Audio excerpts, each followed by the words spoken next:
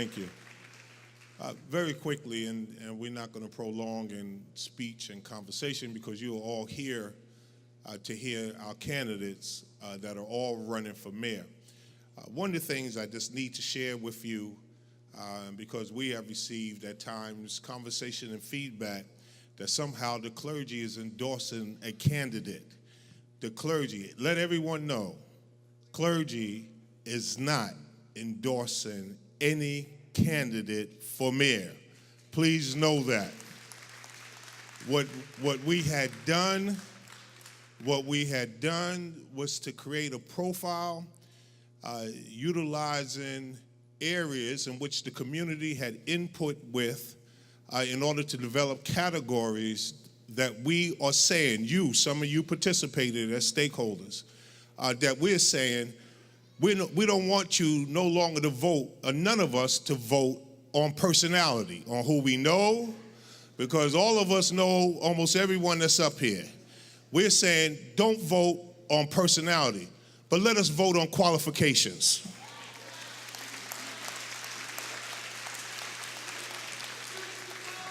So this is what this forum is about.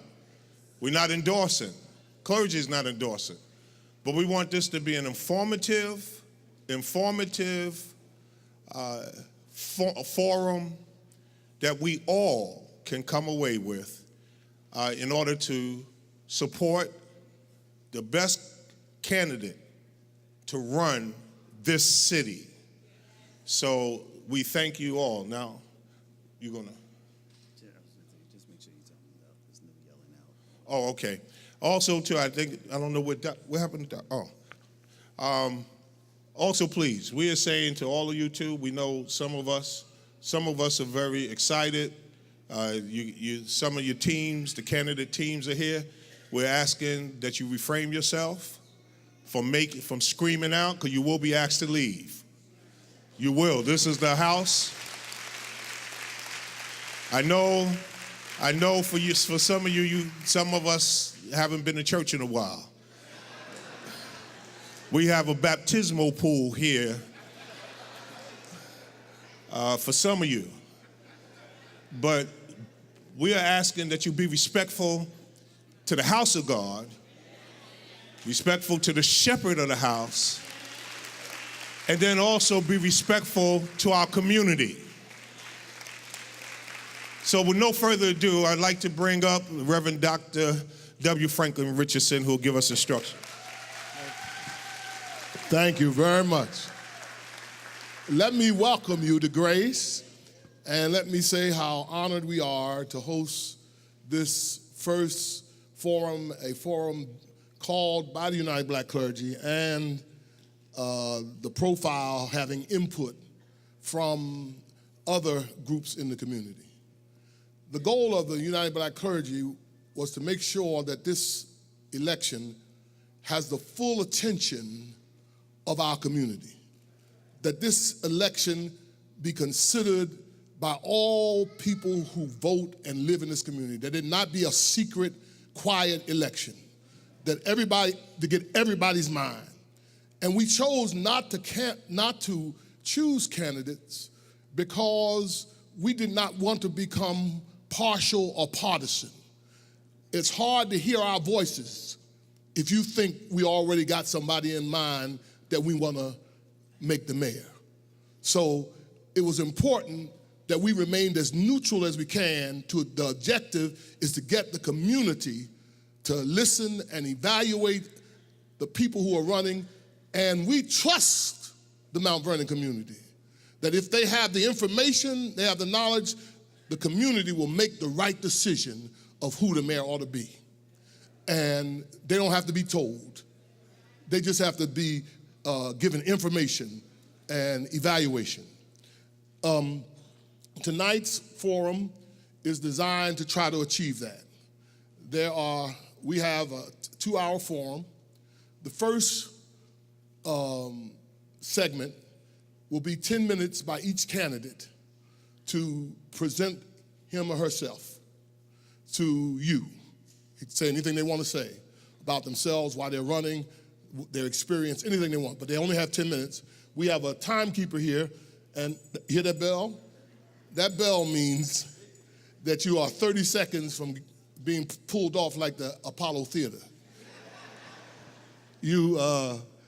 So we want this to be fair, and we want it to be orderly. The second thing is that once they give that, then we have some pre-questions that have been presented that came out of the forum, and we're going to give those, and that's about the second part. Then the third part is there are questions that you have turned in.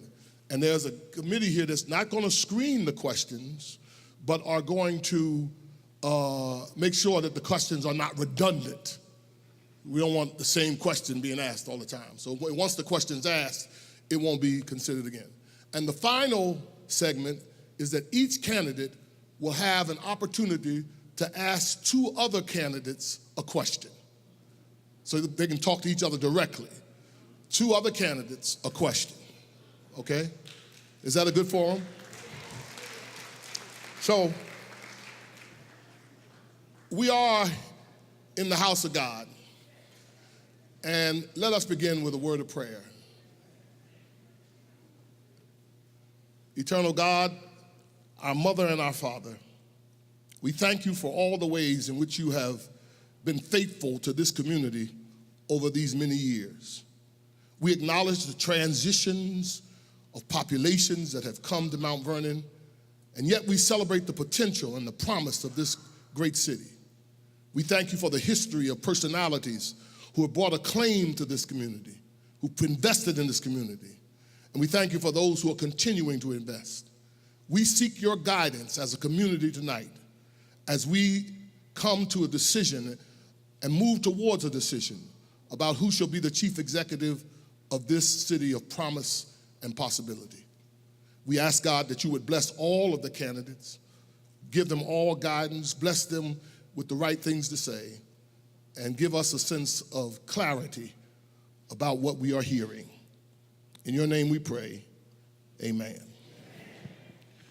So having laid out that, I want to call now, somebody's supposed to give me the alphabetical order because that's what we're going to do this.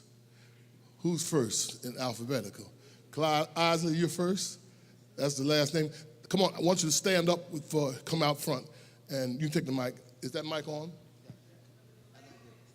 Last name. Last name, not first name. His last name is Isley. Right. Who did you? She's Patterson. All right. She got two options. She chose the Patterson option. Come on up this way. I'd like to stay here so I can read. Oh, you want to stay there? Yeah. All right. Thank you. These are the moderators here. Reverend Osavio and Dr. House, each are pastors in this community. They will be receiving your questions. They will ask the questions. But right now, it's going to be a 10-minute presentation by each candidate. Good evening, Mount Vernon family. How's everybody? Are we ready for this debate? Are you ready to make a selection? So am I. That's why I'm here.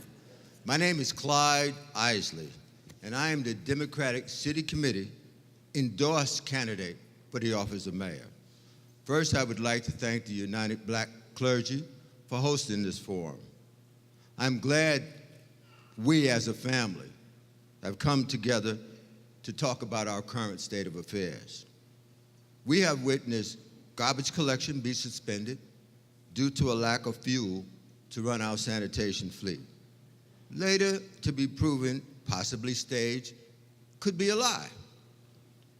Watch snow removal be undertaken by backhoe excavation equipment because we had an issue with rubber gloves in our fuel tanks.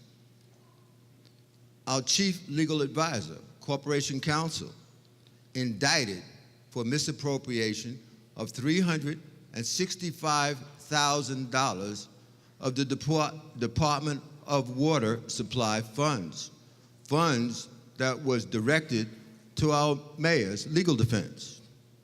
The illegal transfer of $91,000 to a leasing company, which did not or does not, still does not, have a contract with our city placing our DPW workers and the cities at risk.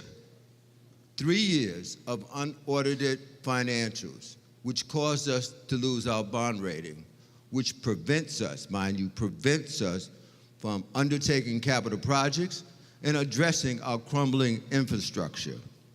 Continued infighting between our mayor, city council president, and our controller, which stymies effective governance of this city we love so well. Memorial Field, due to illegal handshake deals, mismanagement, still remains a pile of rubble and a symbol of poor leadership. And lastly, but most important, our mayor, Richard Thomas, has been indicted for felony campaign fraud and is scheduled to go on trial in a matter of weeks. Enough of this. Enough is enough. We cannot allow these embarrassing situations to continue. Our reputation as a city has been tarnished, and we're seen as an embarrassment by other Westchester County communities. Our ability to attract future investment is at grave, grave risk. I am increasingly becoming alarmed as to where this city is going. The appointment of a state monitor. Do we all remember Flint, Michigan? They ended up with contaminated water. Detroit, Michigan took years to recover from supervision under a state monitor and just now beginning to revive itself. We cannot sit idly by and allow this to happen to the city of Mount Vernon. We're better than that. Since the first day of my campaign, and I want to say that again, since the first day of my campaign, I stressed that this election, this very important election, should be based on experience in public administration, budget and finance oversight, law enforcement abilities, and fighting corruption. I have managed budgets 3 times the size of Mount Vernon, as well as much larger workforce.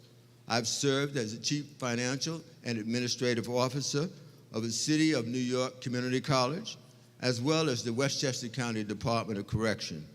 My experience and accomplishments make this proud Democrat the best qualified candidate for the office of mayor. Thank you.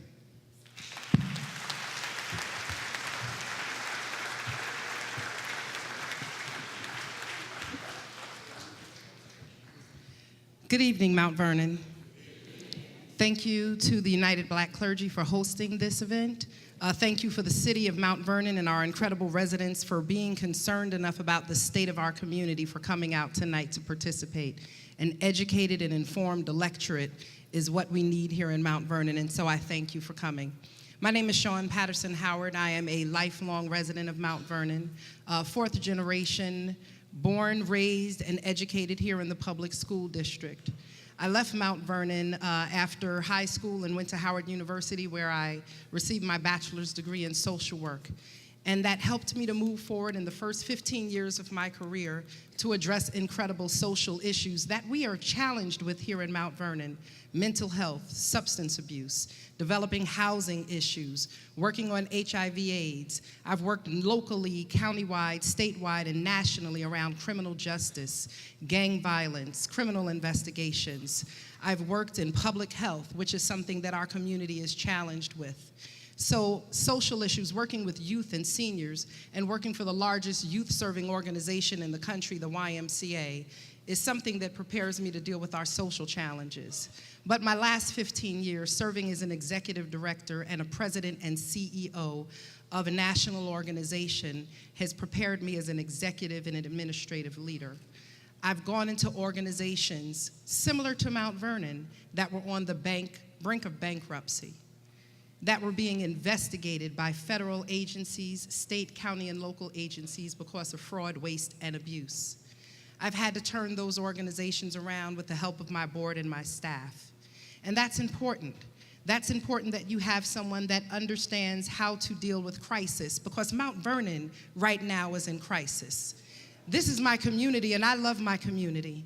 I moved back here from Washington, D.C., and encouraged and convinced my husband not to return to Georgia so that we could move to Mount Vernon with our daughter, raise our family in a community that is so promising and has such great potential, but for far too many years has been mismanaged, and we've lost opportunities. While we've watched many of the communities around us prosper because of sound, planned out, thoughtful, intentional, and strategic economic development, Mount Vernon has continuously missed the train. We can no longer continue to afford to miss the train. And why have we missed the train over and over and over again? Because of egos, political agendas, mismanagement, dysfunction. This is not something that just started.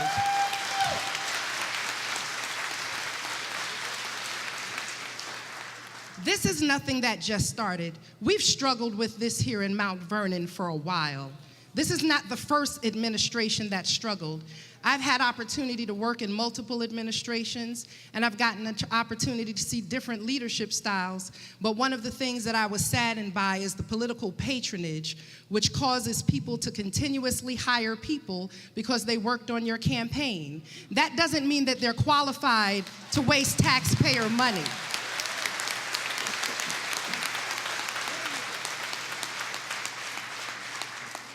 As a young professional at 27 years old, I entered Mount Vernon City Government as the youngest director at that time. And not only did I run a program, but I oversaw what was kind of the de facto Office of Constituent Services. And I had a small budget, but I had to carry people who were political friends of people. And it crippled our ability to be effective and impactful. And this is something that we cannot continue. We have a workforce here in Mount Vernon that has been demoralized. They've been demoralized because they've been forced for many years to work in a toxic environment. Do we have some people who are unqualified? Yes. But we also have other people working in City Hall who are very qualified, who are very committed, and who are very passionate and have stood the test of time and fought to stay and work in Mount Vernon because they love the community. It's easy to run out the building because things are hard, but it's hard to stay and continue to work, and that many of them have done. So what does Mount Vernon need? We need good leadership. We need leadership who has integrity, who has experience, who has a good reputation, who is respected locally on a countywide level, statewide, nationally. As the president and CEO right now, I'm funded by over 6 federal agencies, 10 state agencies, multiple county agencies. I don't receive taxpayer money insofar as a guaranteed budget because I'm collecting revenue from homeowners. I have to earn every dollar that we get each year. We start with a zero-based budget, and why is that important? Because we have to deliver on our promises in order to stay competitive for grants and to convince people to use their disposable income to come and pay for the services that we provide. And what does that mean? We have to provide a high level of services that are quality, that are consistent, and that are meeting the needs of the people that we serve. Mount Vernon is in crisis. As Mr. Isley already stated, yes, our Urban Renewal Agency, there have not been audits done. It caused us to lose our bond rating. But what we've dealt with, it says, without a vision, the people perish. Mount Vernon has not had a vision, a comprehensive plan since 1968. That's the year that I was born. 1968 is the last time we completed and ratified a comprehensive plan. So when you don't have a plan for your home, when you don't have a plan for your business, you fail. When you fail to plan, you plan to fail. And that is what we've seen. New Rochelle has a comprehensive plan. And so what have they done? They've won a $12 million grant from the Regional Economic Development Council. We haven't had a capital project review board meeting since 2009 in Mount Vernon. We have capital needs. We have sewers, roads, lights that have not been serviced, that are crumbling and falling apart.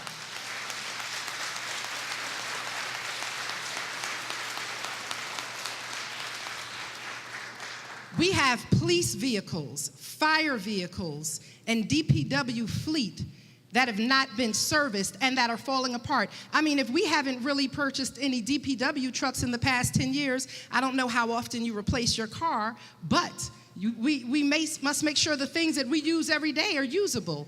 So I have an air, land, and sea approach to my vision for Mount Vernon. We have to get Memorial Field done. How much time do I have? I'm not sure. 3 more minutes? We have to get Memorial Field done. We have to restore integrity. We have to hire qualified. If you cannot clap, I just don't, because I only have 3 minutes left. And so clap when I'm finished. I thank you very much. We have to hire qualified, not appoint our friends as commissioners, but people who have subject matter expertise, but who are also executives who know how to hire, appoint, manage, monitor, develop, select, engage, and inspire. You can't expect what you don't inspect. And if you don't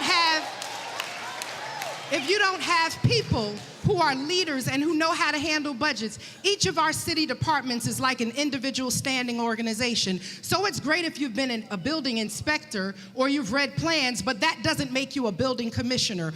What is your executive level leadership? This is not about friendships. We have to revise our charter. We have to make sure that we're making important decisions. We have to make sure that Mount Vernon is home for life. So we have to provide services for our youth. We've disinvested in Mount Vernon's youth. We've let the YMCA, the YWHA, the Boys and Girls Club on the North Side close, yet we blame our children because they're in the streets with nothing to do. We have not partnered properly with our educational system. We've had mayors that wanted to take it over. Yes, 65% of our taxes go to the school district, but we need to partner. That's 1 minute, 30 seconds. We have to do economic development. We have to do responsible development in Mount Vernon, not selling out to investors and businesses with cheap pilots. We have to make sure that everyone pays their fair share. I pay my taxes, you pay their taxes, they all have to pay their taxes. And we have to invest in the people of Mount Vernon because the people of Mount Vernon are all we have. No one is coming to rescue us. No one is coming to solve our problems. We have to do it together. Please vote for me.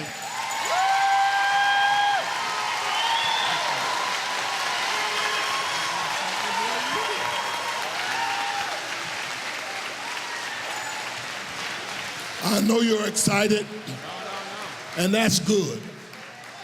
But we have to hear everybody, all right? And that's real good. That enthusiasm is great, but it will obstruct what we're trying to accomplish.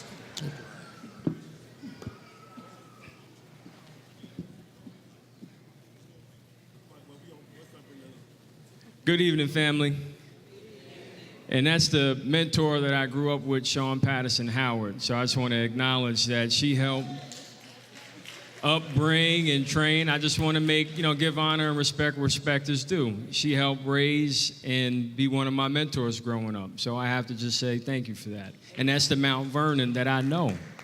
And that's the Mount Vernon that I believe in, and that's the Mount Vernon that I love. I was born and raised here in the city of Mount Vernon. Went to all public schools, earned my way to college where I met my wife the first day, first class. And I thank God not just for her, for being a strong wife and giving me 2 beautiful children, but I also thank God for each and every one of you being here tonight, for being dedicated to the city that we all love and call home, Mount Vernon, better known as Money Earning Mount Vernon, coined by a native son named Heavy D. And the city is determined by the hopes and will of the people. The vision of where we're going is a vision where we have a great Mount Vernon, one that includes things for our families to do. And yes, there are a lot of challenges, a lot of problems, but there have also been a lot of solutions. The solutions start with us here in this room. And as we look back as to what we have done over the past few years, I just want to make it clear that while I may be the youngest one up here, I have my first term to thank for the grades that I did get. But with respect to what we're doing, we have some folks that want to contribute to the Mount Vernon, but some don't want to make a deposit. All they want to do is make a withdrawal. And when we look at the focus of what we have happened, we can't have these things happen on our watch. Everyone's out to get rich, and it's been a rich hunt from day one, and we know that. With respect to what we've been able to do, soaring has been a lot of the things that have come forward. Soaring with success despite the disruption and the interference. One being today, talk about trash pickup. These small things become big things, and if we don't manage the small things, become big problems. But no matter what, we work through it. We seek to cooperate and collaborate with our colleagues. But when we don't get that cooperation, we seek to work with you to try and pressure one another to work together to get it. But Mount Vernon is rising. Under my leadership, over $1.2 billion has been invested in the city since 2016. And while the haterators say that we're not doing anything or we're not doing enough, many of them just want the jobs and the contracts to hide their own corruption. We're bringing order to chaos, chaos that was politically created. We're soaring with progress in spite of them, and that is why it is a witch hunt. We have embraced the people, fed the people, housed the people. There have been no giveaways with these pilots. Fair shares are not only being paid, but more taxes are being collected, except until recently. We'll have to talk about that in a different topic. But we've provided assistance with mortgage refinancing, increased affordable housing. We've helped seniors, helped homeless, provided scholarships, over 200 youth jobs. We've educated and uplifted the people, literally brought light to where there is none, street lights, saving the city over $1 million a year. We support in small businesses. We have an academy, over 23 women that are finishing their entrepreneurial academy, going to graduate next week, spent 60 hours in small business training, going to start their own business. And look around us, 15 new restaurants have opened in the city. Now, here's a wow. Property values increased by 24% year on year. Crime has plummeted over 42%. These things happened in spite of the obstruction, in spite of the obstacles. And we literally bridged the gap. Those MTA bridges closed for at least a decade. The MTA went from $10 million when I walked into the office to over $80 million, replacing 6 bridges in the city. And one will be done in just a few short weeks. Mount Vernon has become a mecca for development, and we are attracting a global interest. We were on the World Economic Forum at the summit talking about major businesses coming to the city of Mount Vernon over high-priced, congested Manhattan. We are bringing jobs and industry to the city, including entertainment. And recently, Harvard did a study on our city, affirming that quality life is not only getting stronger, but our rents are higher than Yonkers and New Rochelle. But that means there's more pressure on ordinary people, and why it's more important to focus on expanding the commercial tax base. And that's been our focus since we entered office. We've crafted a plan to attract entertainment and jobs back to the city. We've crafted plans to bring back 4th Avenue. We've crafted plans to build up our infrastructure, to make sure that our sewers get fixed and we have clean water. We have programs including the Mayor's Healthy Home Initiative, first-time home buyers, credit and debt management, police academy graduates. Over 300 people graduated from the police academy, the Citizens Police Academy, building trust on both sides of the badge during a time where tempers and tensions were at a high. We were literally dancing and singing in the streets with our community. These are things that are bringing people together. We had parks without parks, and Brush Park was one of them, not no more. Hutch Field was one of them, not no more. We brought the circus to town to bring new development, new activity to our city. And we look forward to expanding our transportation economy when we have a ferry come from the Hutch River, go to City Island in 15 minutes, or to LaGuardia in 30 minutes. The parking revenue from the parking garages that we will need to build will generate jobs and revenue to reduce those property tax pressures. But we do know that we need parking throughout the city. There's no place to park. So having a clear vision to build up convenient places to park that are affordable and accessible is very important to the growth of our city. That's one of the key reasons 4th Avenue was backslid for so long. But our beloved city is resilient. We can and we will continue to rise. And we have been and we will be judged on how we treat the least of us. There's no room for gluttony, envy, jealousy. There's only room for truth, honesty, and respect, love for our city and the people in it. And you show that through your actions, your love for the city by supporting them with equipment, tools, and funding so the workers can deliver the essential services that the people expect. You show Mount Vernon your love by not allowing people to paralyze the city. Grandstanding ain't grand. Actions speak, whether it's providing trucks to pick up the trash, police communications to fight crime, ambulance services for those that are sick, paved streets and smooth sidewalks to walk on, toilet paper for seniors. Whatever the case, you never allow anyone to do anything to harm our citizens, and that's why we fight. And that's why it's been an uncivil war for Mount Vernon's future. And that future is bright. And we've been through a lot, but we have so much more to go. And you have to understand that cooperation has always been the approach over confrontation. I've convened the clergy, I've convened business leaders, I've convened stakeholders, universities, looking to bring everyone together to work.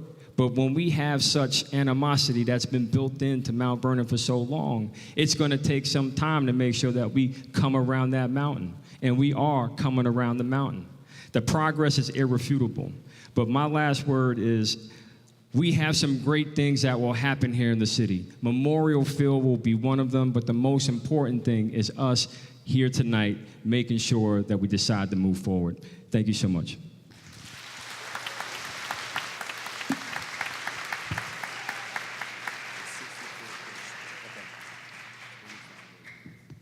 Good evening, everyone. I'm going to stand up here because I don't have notes to read. I know what I'm talking about.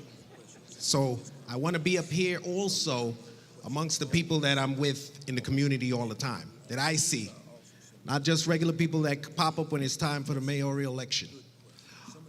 But what I'd like to say is, for those who don't know me, my name is Andre Wallace. I'm now the council president of the city of Mount Vernon, the second seat behind this gentleman, which is the mayor of Mount Vernon.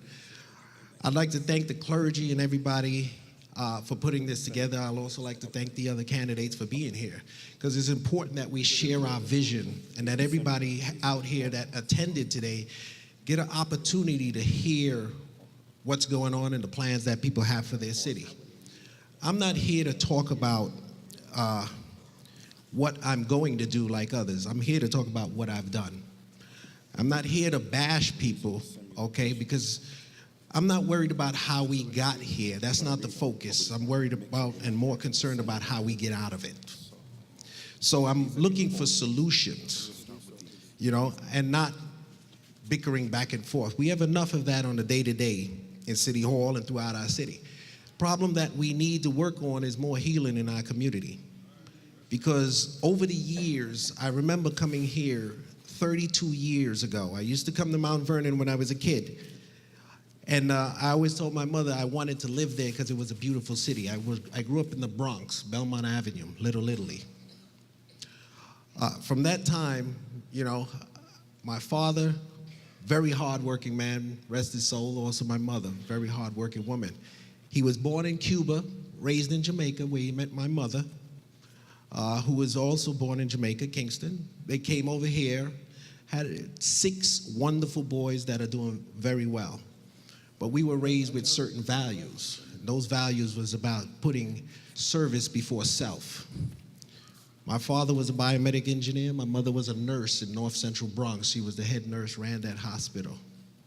It was something that was very important to me that I always remembered, because they were both 1199 members, a union that has endorsed me as well.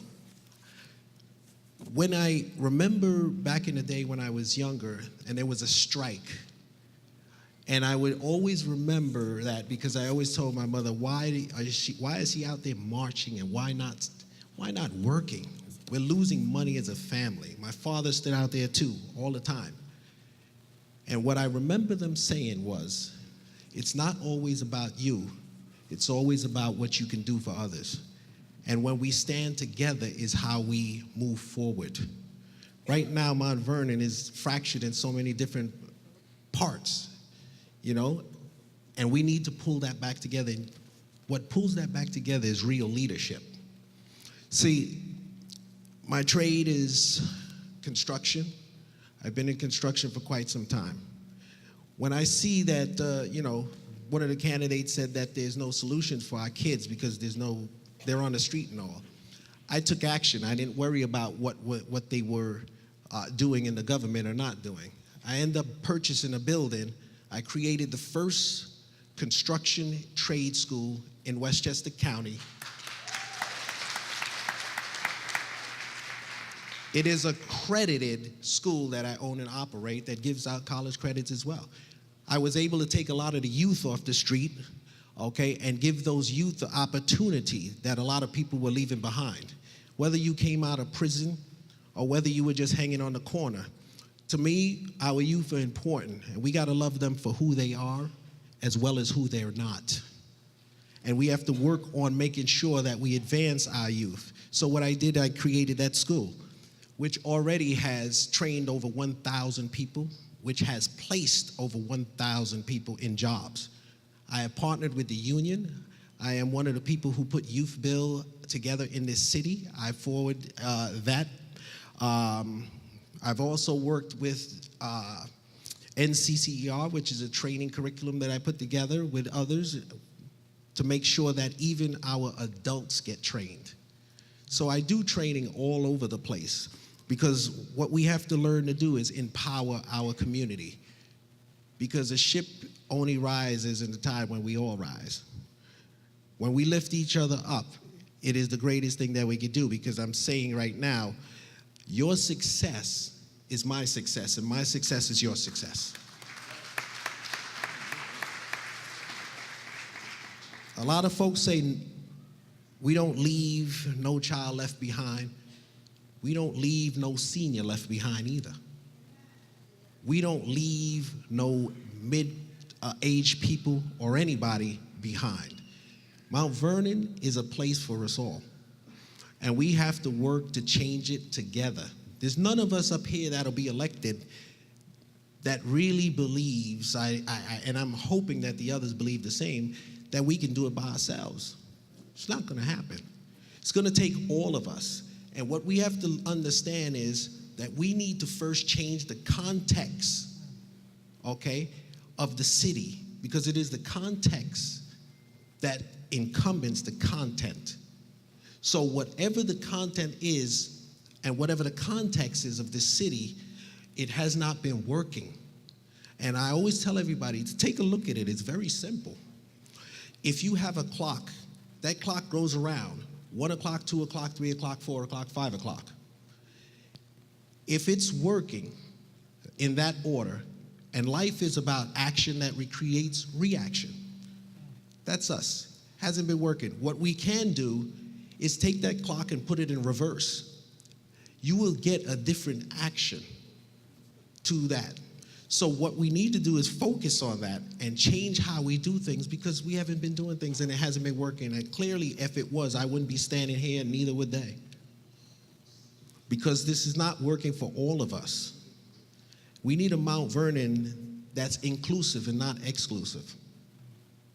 And we need to make sure that those are the things we focus on. We need to make sure that we build up our business, because right now it's hard on the taxpayers. It's hard on me as well and everybody else. I'm a taxpayer and a homeowner as well.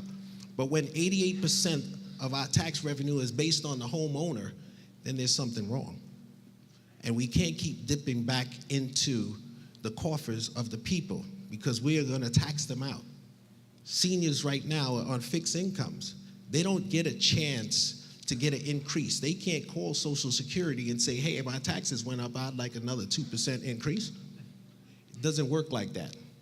So we have to be able to come up with creative solutions and programs that work to bring an increased revenue in our city. And that's not what we've been focused on. Under Wallace administration, we will definitely focus on that, and it will work, because I have a plan to make sure that it does. When it comes down to legislation, many people could check the record.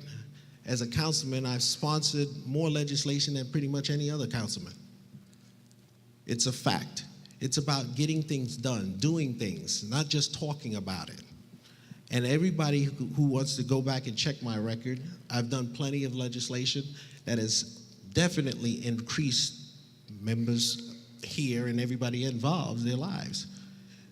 If, for all of you that don't realize, we just finished sponsoring some legislation and the council passed it that took some time. And simple things like changing the parking time from 8 o'clock to 9 o'clock when you have to move your car. Because I realize that most people are coming out in the morning at 7 o'clock, jockeying for a space to go back in their house at 8 and leave it at 8:30 or 9. So why not change it? It is simple. This is not rocket science to do this. It's all about what do you want to do, and if you focus on serving the people before yourself, you'll see the light and you'll see the vision of what needs to be done for those who we have been elected to serve. So we have to always remember, I get it, you're our boss, you're our employer. Most other people need to act like that, realize what's going on, and focus on making sure that your lives is better. Thank you.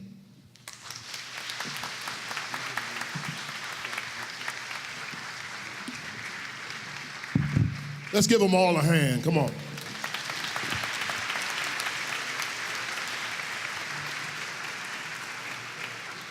And now I'm going to turn it over to our moderators. They will be asking questions. Bishop Osario and Dr. House.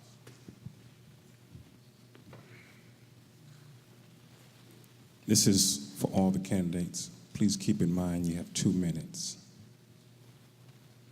What would you do to bring dignity, respect, and honor to the city if you are elected mayor? Starting.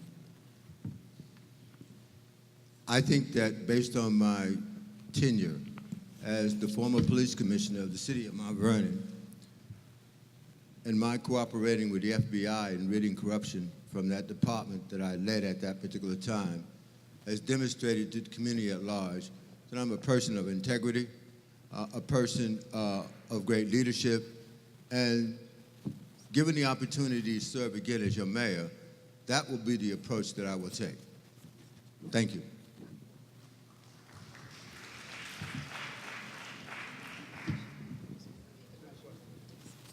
Can you just repeat it? What would you do to bring dignity, respect, and honor to the city if you are elected mayor? For me, each person serving as mayor is the highest form of servant leadership that we can have here in Mount Vernon. And as the leader of the city, we have to understand that we're emissaries of this city. We are part of the brand in the city. And everything that we do and say and how we conduct ourselves represents this city. And unfortunately, we've become a community of leaders that is focused too much on Facebook Live and political theater. We have to stop the political theater. You have to be a leader that creates solutions and not chaos. You have to be a leader that focuses on bringing people together and healing people and not dividing people. We have to stop fighting, not only on Facebook, but News 12 and Verizon Fios 1. We have to restore a respectable reputation. People are not laughing at Mount Vernon, they're crying for us because they know that we are a better city and that we deserve better and we can be better. People around the city and the country and the state are rooting for us.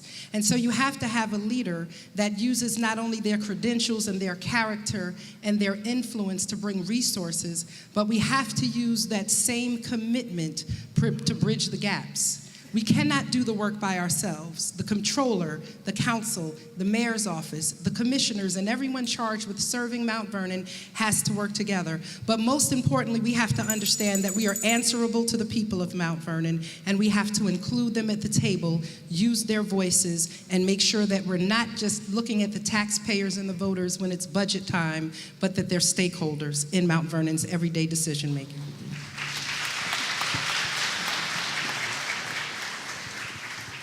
We're going in order. Candidate Wallace, so you'll be next. You'll be next, yes. Sorry, I thought it was still in alphabetical order. We have to remember, it's simple.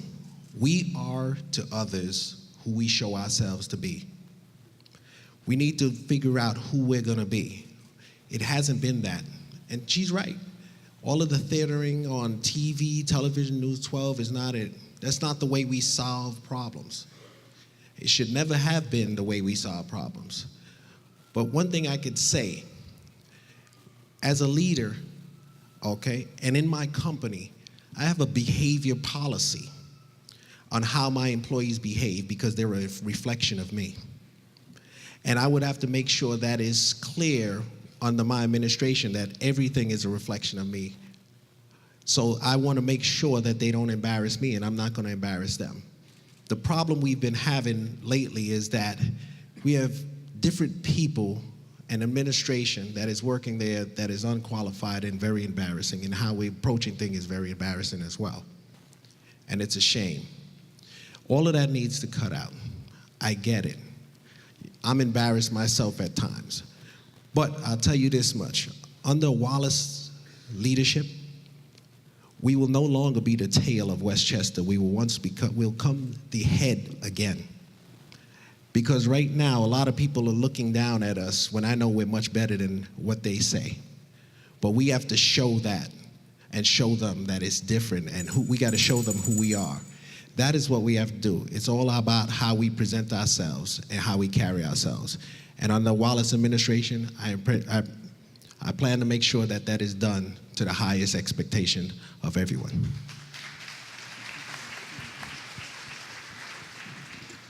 Well, for starters, we'll have fuel to pick up the trash.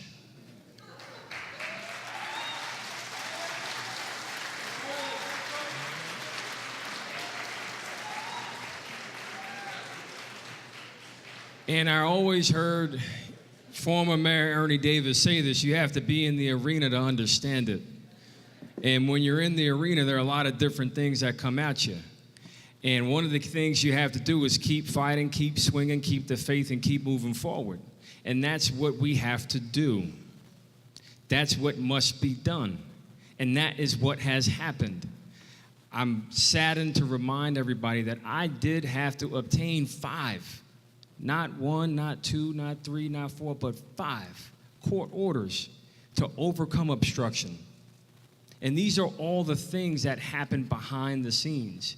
But if we don't forge ahead, if we do not go through this process of progress, pulling people to the table, from Bloomberg Philanthropies to the World Economic Forum to clergy and faith leaders that are in this room, and those at the table, yes, they do renege. It sounds good, but this is what happened.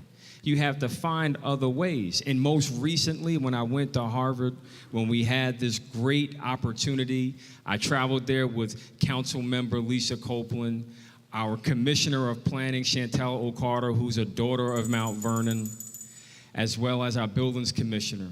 But we had the honor and privilege of competing for millions in grant dollars to attack quality of life issues in our city. And the bottom line is, we're doing it by keep on winning for the people of Mount Vernon.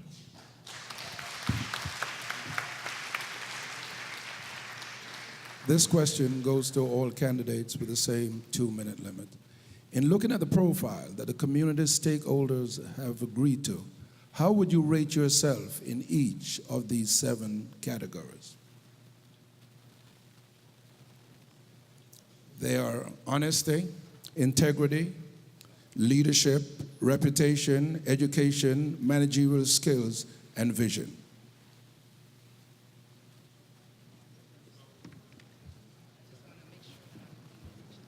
Start with. Go ahead. Same order. No? Okay. Howard. So I'm not reading notes, I'm just looking at the profile so I can remember the categories. So honesty, I've always been an honest person. I've never had a problem or an issue with my honesty being called to the table.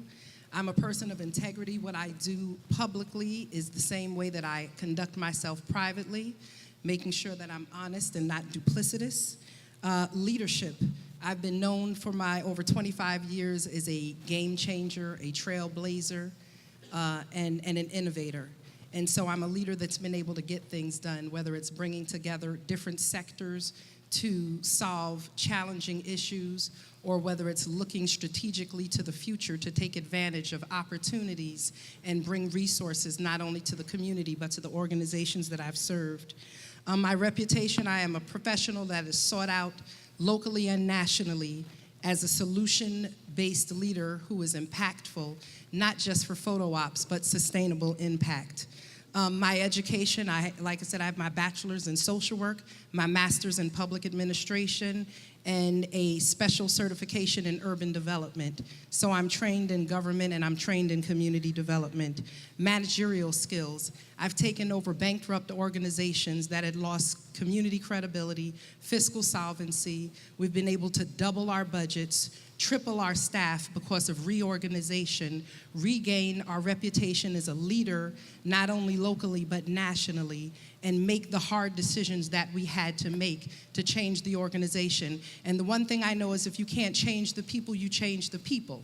And the people who serve and work under you. Can I interrupt you? Yes. We want each candidate to rate themselves. Oh, on I'm sorry. each, right? So Thanks. I would say I would give myself. I've graduated summa cum laude, so I've always been a B+ to an A person. So, there you go. Just for clarity, I understand it wasn't clear. Just for clarity, the question that he's asking that you rate yourself on each thing. So just stick to that. Okay, that I'm sorry. So on each thing, I would give myself from a B+ to an A.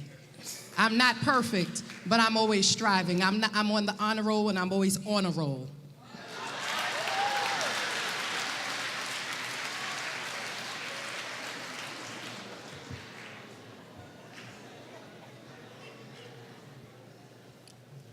Honesty, I give myself an A+. And I'll say that because, like many other people, okay, when they see things, they don't stand up to it. I've always stood up to it. When I see something, I say something. I'm honest enough to come forward and say what's wrong, and I'm honest enough to make sure that I'm able to understand my own downfalls as well and be able to live with that as well. So, like many other people, they see things, they don't say anything. Integrity, I give myself an A on integrity. When it comes to integrity, it's about saying and doing what you say you want to do and what you mean. Integrity for some of the others is not so. Sitting here, because I see a lot of folks giving themselves high marks already, but they've sat in a administration that had sat by and watched things go on. If you had integrity, you would stand up and take action. Leadership. Leadership, I've always been in a leadership role for the last 27 years of my life. I own my own business, I run my own company, and I've run a lot of different companies for other people as well. I run training programs. Leaders lead. And just to make sure, leaders don't leave garbage laying around. Leaders take action. Now, and responsibility. Reputation, my reputation speaks for itself, and many people that know me know that. And for those who don't know me, know that I have no problems with that. Education, I give myself a B on that. And managerial skills, I've done great as a managerial, I've done great with my managerial skills, and I give myself an A on that as well. Oh, okay, I got it. Ladies and gentlemen, family, we have said it once. Please, I know all of you understand it. This is not a heckling session. Not a heckling session. We understand if you don't agree, then you don't agree, but you can do that in silence. You can do that in silence. The applause are fine, but let's not boo people, boo the candidates. It's hard enough to run for office and be in front of you. So can you all do me a favor? And I'm a Mount Vernon boy too. please, let's all just be respectful, okay? Thank you. The devil is a liar.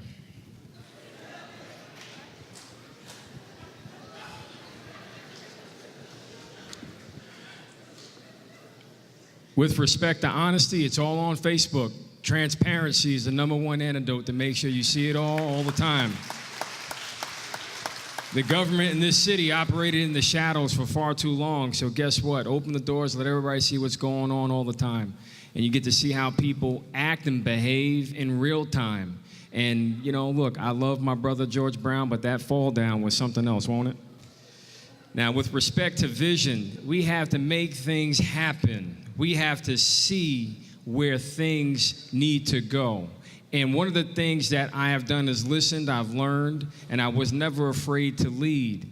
But what I will say is, when you think about the fireworks, you think about the Slide the City, you think about the food distribution. If you want to get, I see some motion down here in the front. If you could just stick to the, let me read Stick the question. to the, all right, look. Let me read the question over again, Mr. Mayor. With respect to integrity, look, I've been lied on. I have people after me because I'm doing the right thing. And as you can see, as Martin Luther King said, the measure of a man is not where you stand in places of convenience. It's where you stand in moments of adversity. And I'm going to keep standing up for Mount Vernon. With respect to leadership, I'm going to keep on keeping on and trying to move the city in the right direction. There's no try. We've done it. But with respect to education, I've been told I have a PhD, poor, hungry, and driven, while I've earned a bachelor's and I've earned a master's in business from the Stern School of Business. All of these tools are being put to work to overcome obstruction and move our city forward.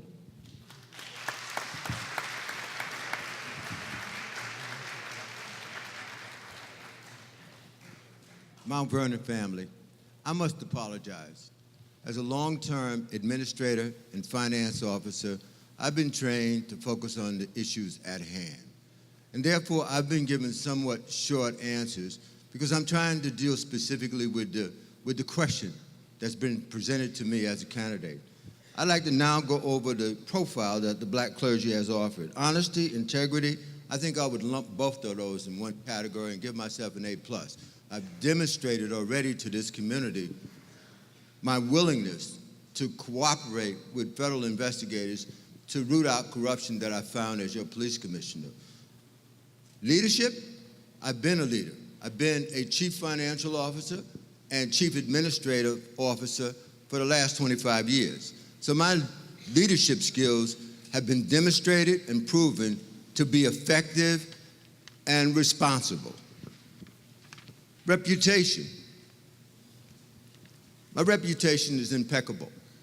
I mean, there are issues people may be able to look at. I mean, I understand there are some people in the audience that have dug back 29 years to find stuff on me.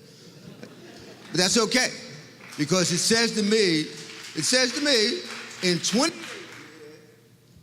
28 years, I've done quite well, because they had to go back 29 years to find something wrong.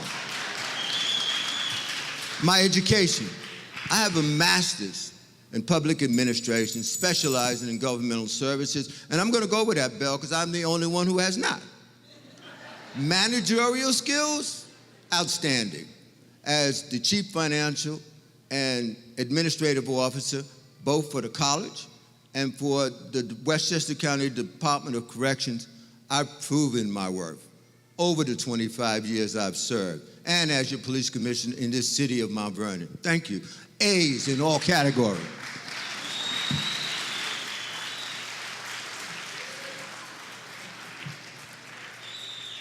The next question, let me just say this. If you need us to repeat the question over. If you don't understand it or you don't hear it, just ask us and we'll repeat it over. But please try to stick to the question at hand. Thank you so much. What do you see as Mount Vernon's positive qualities and her challenges, and how would you overcome the challenges? Well, I see Mount Vernon positives as being the best located city in all of Westchester. This has, 2 train stations, has two train stations, which one has 2 stops. In Mount Vernon, it's 2 train stations: Metro North, Metro Northeast. We can walk to the Bronx. You can catch the 2. You can catch the 5 train. We have 3 highways surrounded. It is the best location. That is a positive. It's like being in the city, but having all of the attributes of being in the suburbs. So it works for a lot of folks. It works for me. That is the reason why I moved up here, because I can get on a train and in 27 minutes I'm in Manhattan. That is a convenience. That is something that's going to attract people here to Mount Vernon as we develop Mount Vernon even more. The question was the best assets of the city. Want me to repeat? I'll repeat the question. Repeat the question. What do you see as Mount Vernon's positive qualities and her challenges, and how would you overcome the challenges? I just want to make sure I understood the question right, because the best thing about Mount Vernon, the best quality is the people. The people of our city are the greatest people. And the people that live here, the people that have come from here, are inspirational. From Reverend Dixon, who worked with Dr. Martin Luther King and accompanied him to Oslo, Norway.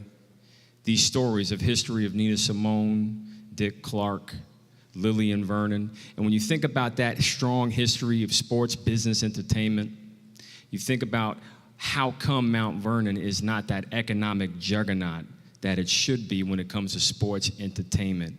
While we may have the location, that's one of our challenges. We have some people in government that are blocking Mount Vernon from redeeming its promise. And we need the people to make sure they hold all of us accountable, to make sure we overcome the challenges that we face to accomplish the real vision of building up 4th Avenue with the plans that we develop for art and culture, the plans we develop to make sure we develop responsibly, creating housing for those that are in the arts and culture. So the greatest thing about our city is the people, and as long as we continue to stay together like this, pray together like this, Mount Vernon is going to be all right.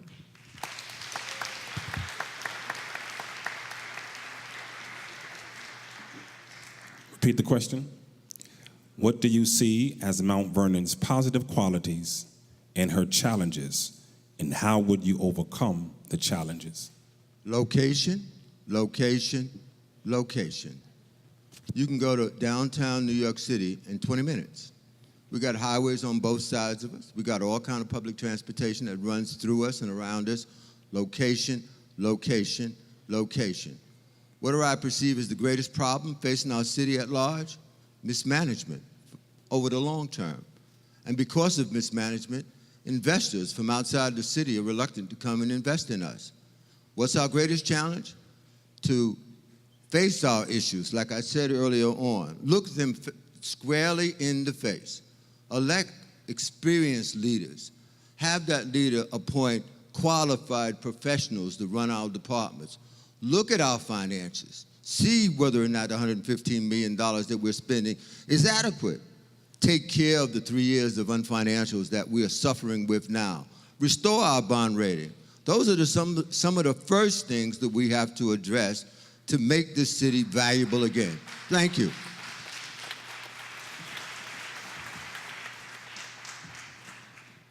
The greatest asset that Mount Vernon has always had is our people, our diversity, our rich culture, our traditions, and our heritage. Yes, location, location, location. And unfortunately, we haven't always used our location to our advantage. And why is that? Because over the years, Mount Vernon has lost a lot of our self-esteem. And so we've allowed people to come in here and take advantage of our community for cheap, because our leadership stopped believing in us, and they always felt that they needed to sell out our greatest assets around our train stations for cheap.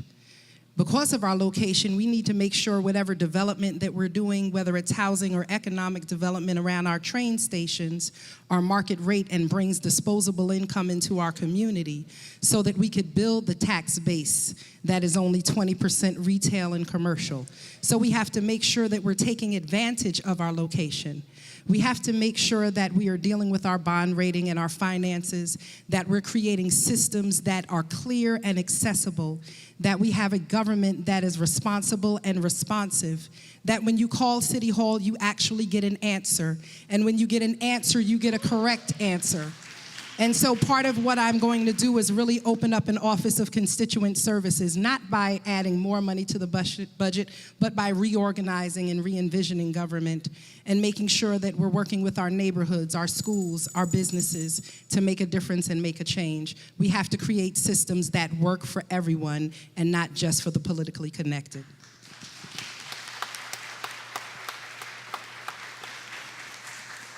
The question is, sound leadership requires census building and collaboration. Where in your professional career have you exhibited your ability to form consensus and engage in collaboration to make decisions?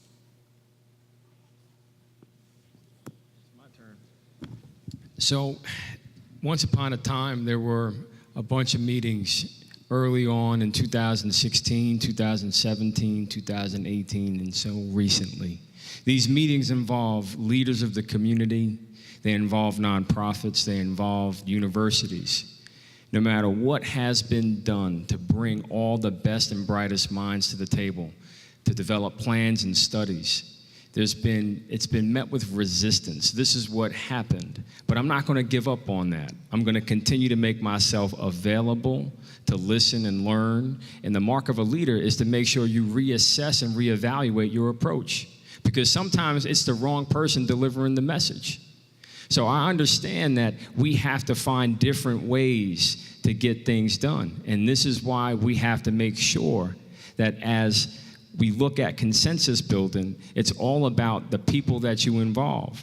And no matter who has been involved, we've been through cycle after cycle, conversation after conversation, frustration after frustration. But for some reason, the will to solve some of the solvable problems that we have, like the phones breaking down or the trucks without gas, no matter how many times people showed up at council meetings, no matter how many times people showed up at various community gatherings, the consensus has been something that's been elusive. Why? It's hard to tell. But I can tell you that there's definitely a vortex of deception that's been going on inside City Hall. And I'm asking each and every one of you to continue to stay at the table to make sure that we work together to get the job done, starting with fuel for our trucks to pick up the trash. Thank you.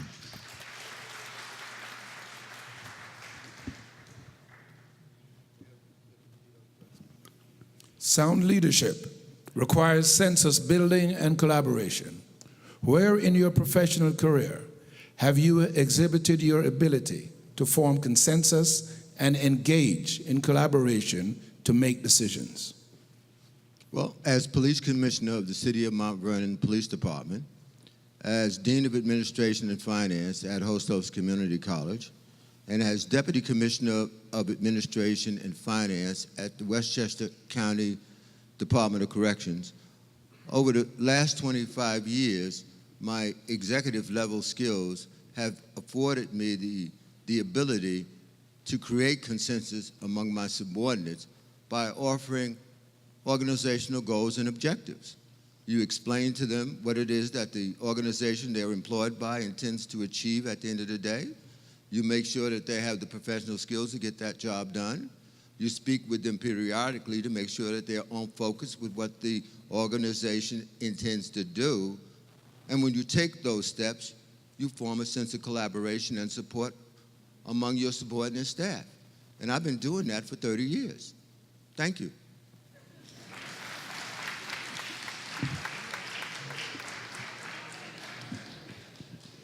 So as a proven leader and administrator, a president and CEO, one of the things that I know and what I have to always do as a responsible leader is make sure that as the leader who is sitting at the head of the table, that I also share power. Power is something that not everyone knows how to use. The greatest responsibility when you have power is to use restraint and collaboration. So it's not about a dictatorship. Yes, you can build consensus amongst your subordinates. They work with you, and you want them to respect you. But you have to know how to work with others who are your peers, not only in government, but in community.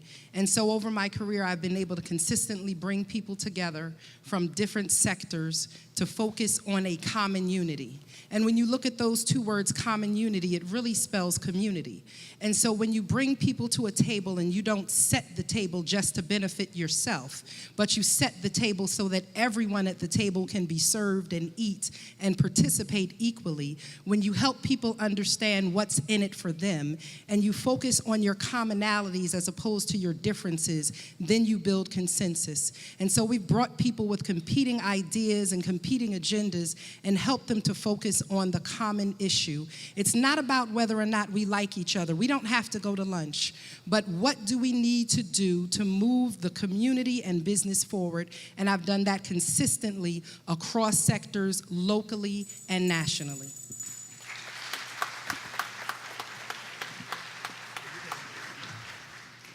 Can you repeat the question? Sound leadership requires consensus building and collaboration. Where in your professional career have you exhibited your ability to form consensus and engage in collaboration to make decisions? Okay. Here in the city of Mount Vernon, when I saw many of our youth displaced and out on the streets, I was able to build consensus by putting together with others a construction training program.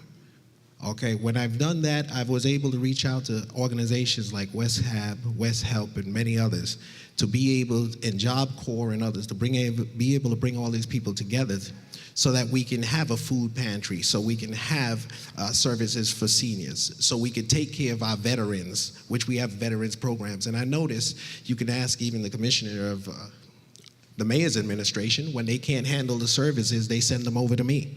So I've been doing these things in the community long before I ever became a council person. So this is something I've been building across the board in Mount Vernon to make sure that people that come out of prison have a second chance. So I've been able to work with the prison system, with the judges, with the courts, everyone else. So that's building consensus, that's building, taking leadership to a level where we're doing a massive collaboration with other organizations to make sure that the community fills the gaps where it is needed and missing. And that's what I've been doing.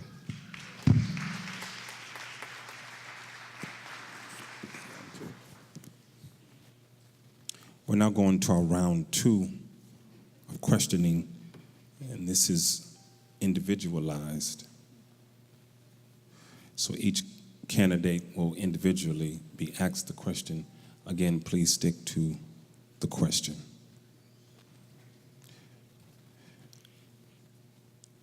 This first question that is going to be asked will be directed to Mayor Thomas. Given the recent indictment of the city's chief attorney, an indictment in what state prosecutors allege was a $365,000 scheme to use city water department money to fund your allegedly criminal defense bills and hire a public relations firm. What is your response to the people of Mount Vernon regarding these charges? How will your personal legal challenges impact your ability to govern Mount Vernon?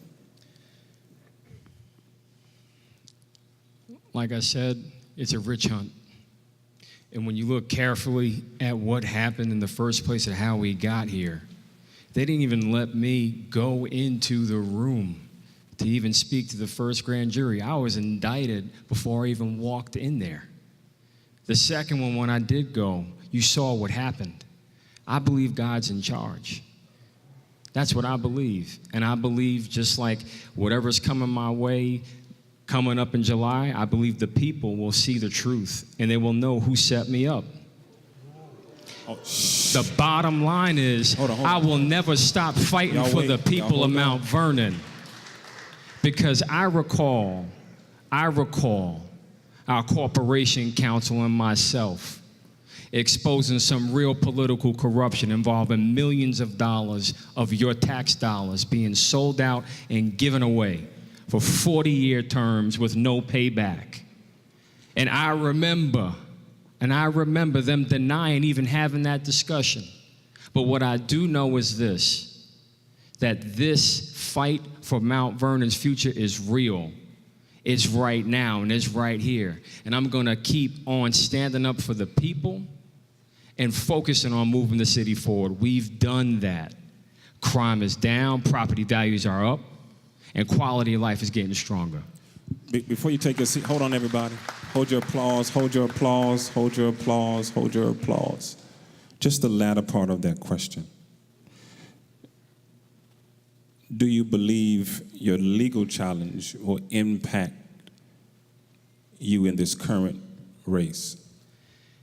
What I can tell you is the people are smarter than you think.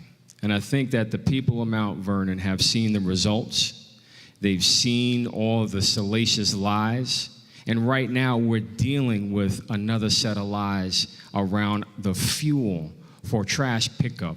I never expected the intent to be so toxic, but I know that I'm not gonna stop standing up for the people to make sure that the people rise and not those that were politically connected.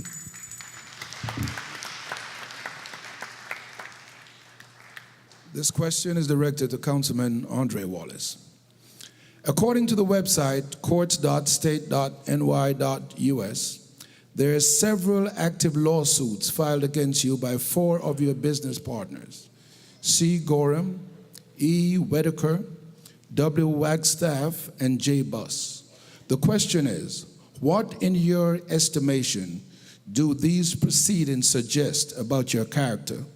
And secondly, how will these proceedings impact your ability to govern Mount Vernon?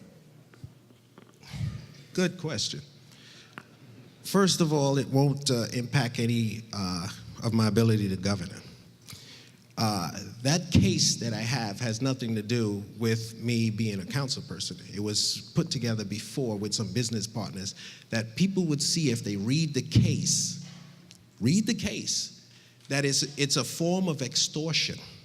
I had paid a couple, which is a partnership. One partner didn't pay the other. So they said, being that I'm running for office and I'm official, that they're gonna sue me too unless I pay them another $100,000. I took it to court.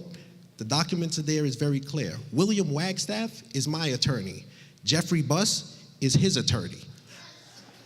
I can't figure out how his attorney got on a case to sue me again. Like I won before, I will win again, okay?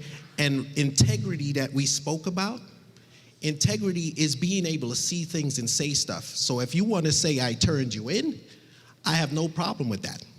Because I did hold a press conference in December because I told everybody our money was being stolen out of the water department and that the mayor increased our water rates to cover it up. And then I requested outside intervention, okay? And that is what led to your indictment. I mean, your legal indictment of your corporate counsel. Stick to this. I would, and just to finish up, I would rather have the people here be upset with me about that than to be upset with me about seeing something and not saying it when your money's missing.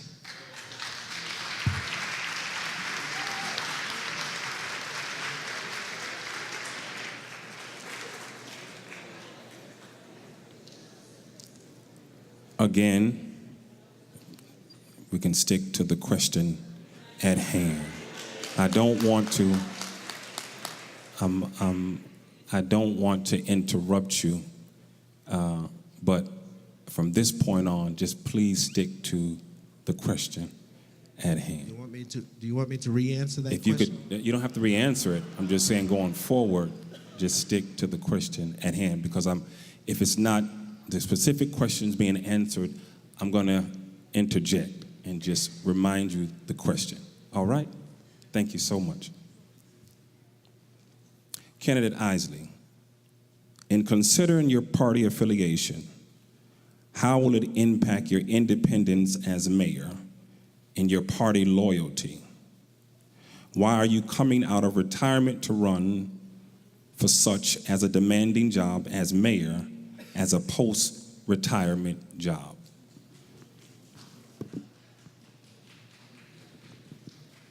I've been a loyal Democrat all my life, and it hasn't undermined any of my decision making over my professional career, and I assure you it will not when I become mayor. I've said all along that I intend to appoint professionals to run my departments. It's the only way one can assure success. If you put political patronage in those individual departments, you're doomed for failure. Why did I come out of retirement? Because of all the things that I've said to you when we first began this discussion. I said, we're around the table. Let's take a look at current events. I talked about our corp counsel being indicted for stealing $365,000 to pay our mayor's legal bills. We talked about a $95,000 payment off to a leasing company that has no contract with the city of Mount Vernon. We talked about 3 years of unfinancials that haven't been submitted. Therefore, we lost our bond rating. Those are the things that concern me as a resident of the city of Mount Vernon. And when I looked at the skills that I have, and I looked at the skills required by the office of the mayor, they match uniquely. And thank you. And it would have been unfair to myself, unfair to you, if a person with my experience didn't raise their hand and volunteer to become the next mayor of the city of Mount Vernon. Thank you.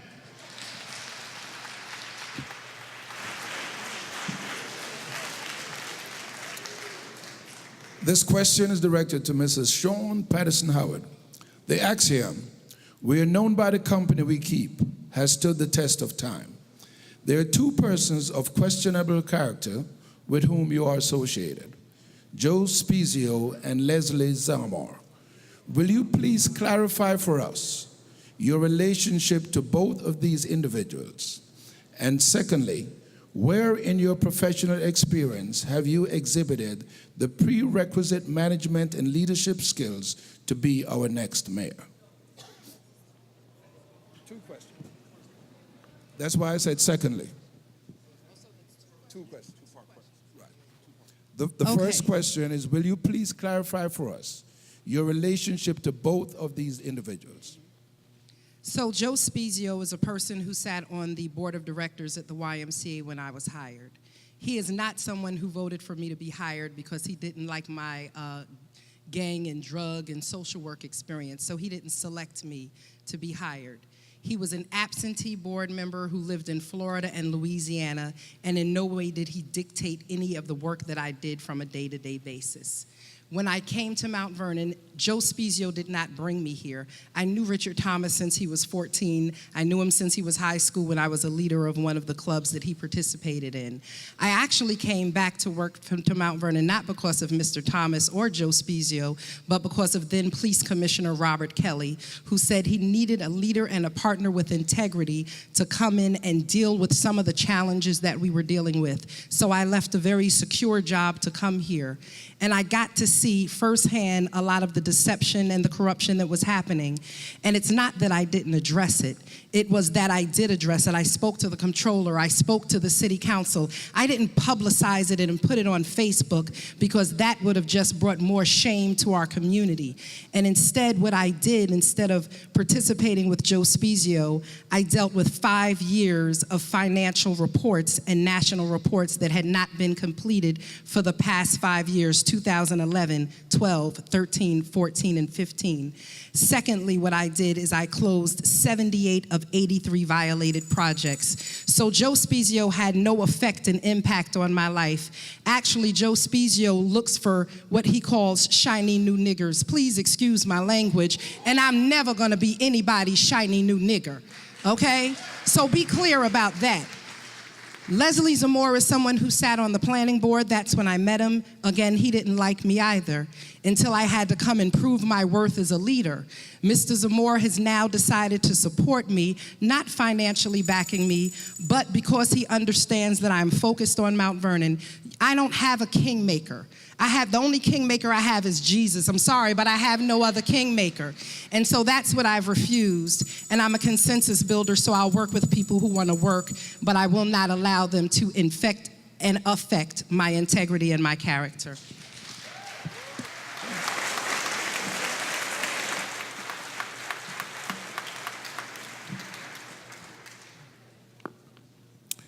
To the next set of questions. These questions are questions from the community. Again, this is 2 minutes, and we're going to start with candidate Wallace. It's not directly to you as a candidate, but it's in general form to all. But we'll start with you to answer this. 1 minute? Okay, 1 minute. Doc said 1 minute, so you got to talk quick. Remember, please stick to the questions. I don't want to have to interrupt you with only 1 minute. What is your 3 to 5 year vision to build the economic base that will bring quality while bringing paying jobs to the city of Mount Vernon? While bringing city jobs to the city of Mount Vernon. What is your 3 to 5 year vision to build the economic base of the city of Mount Vernon? Well, basically, 1 minute. My 3 to 5 year plan is basically to increase our business. What we need to do is focus on giving support through City Hall, through government agencies and other entities as well, to help the small business grow. Because when the businesses grow in our city, it creates jobs. When jobs grow, it reduces our taxes burden on the homeowners. I've always been saying that before I ran. This is why I focus mainly on creating jobs in the community and making sure that people are put back to work. I know through my programs, I have already made sure that over 1,000 people actually have gotten jobs placed in the union and other places in this city and around this city. So this is what I want to continue to do. This is what I have to do, and this is what the way that we should be able to move our city forward.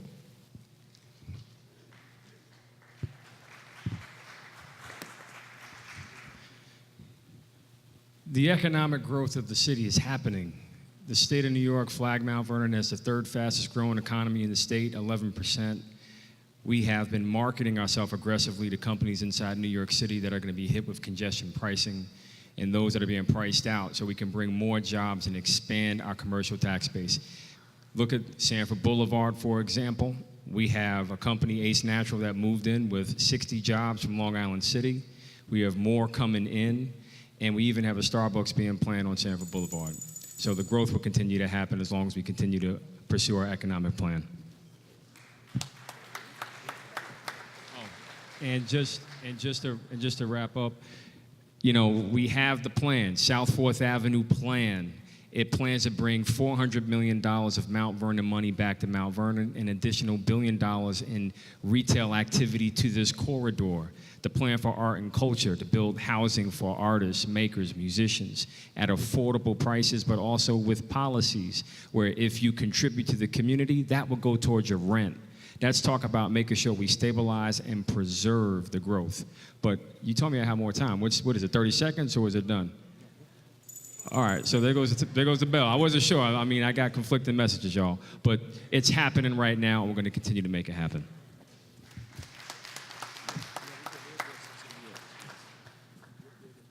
I think we need to take a more systematic approach to job creation. We got to finish our master plan. We got to look at what kind of businesses we currently have in the city of Mount Vernon. What assets do they offer our community at large? If they're not appealing to the wider range of residents, then that master plan completion will give us some indication of the businesses we have to go out and entice to move into the city of Mount Vernon. That's the way you go about it. You look at the situation, you create a plan to overcome whatever it is you're attempting to achieve, and you move in that direction. Thank you. It's still a 30, in the 1 minute, it's still a 30-second countdown for the first bell. Oh, okay. Let me finish then. So now that we have this master plan, we identify those businesses that need to come to the city of Mount Vernon. Those pilots we always talk about, we take those pilots and we entice those folks to come in with the provision in hand that to receive those, you're going to have to create jobs in the city of Mount Vernon. And I would also include a clawback provision that has a time frame to it, so that those promises are not kept in a specific period. We withdraw that pilot and move on to someone else. Thank you. Just for the record, clergy, I only got 30 seconds. But that's okay. I digress. So for the economic development of Mount Vernon, the master plan that we're talking about for 4th Avenue, I secured that grant as Commissioner of Planning. The arts and culture, I secured that grant as well as a grant for Memorial Field and for our sewers to be done as the Planning Commissioner. You could look at the mayor's press release. And so I've been very successful in bringing in partnerships and collaborations to come and work in Mount Vernon.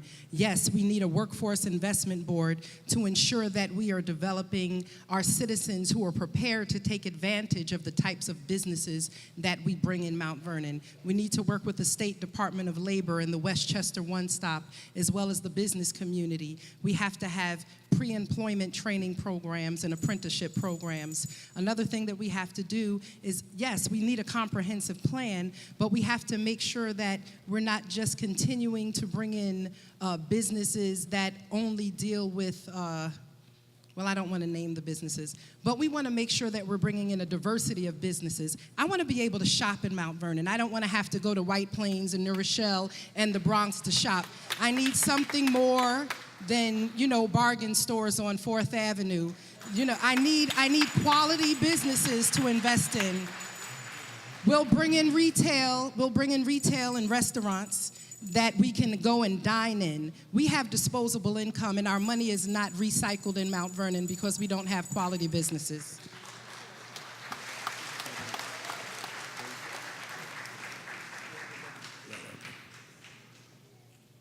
The first bell indicates that you have 30 seconds left. Right? First ring. First ring. Right. Two more questions to the whole group.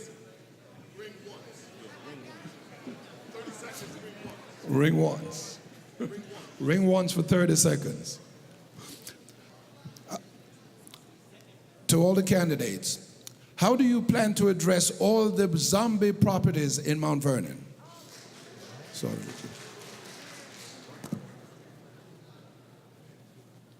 Starting with you.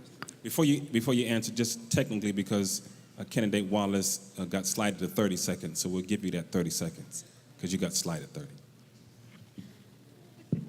Well, I forgot what the question was, so it's been so long. But if you want, we can continue. I'll get the 30 seconds at the end. Yeah, let Mayor Thomas go. So, zombie properties have been a long drag on our community. They're like vampires that suck the life out of neighborhoods. They bring rats, mosquitoes, they invite vermin, and you have illicit activity that happen at them.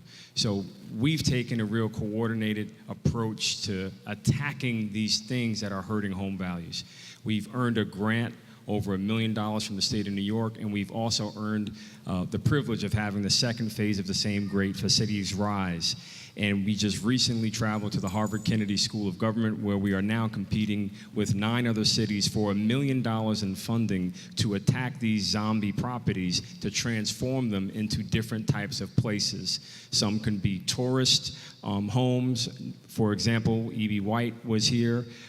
We have different types of homes where they could become think tank estates, but some of them can become community gardens. And it's all about the creativity and the collaboration with the community, and the work is happening right now. So for the next 2 years, we'll be working with a variety of institutions, Harvard, Columbia, NYU, you and the community, to reprogram these zombie homes into productive members of our community.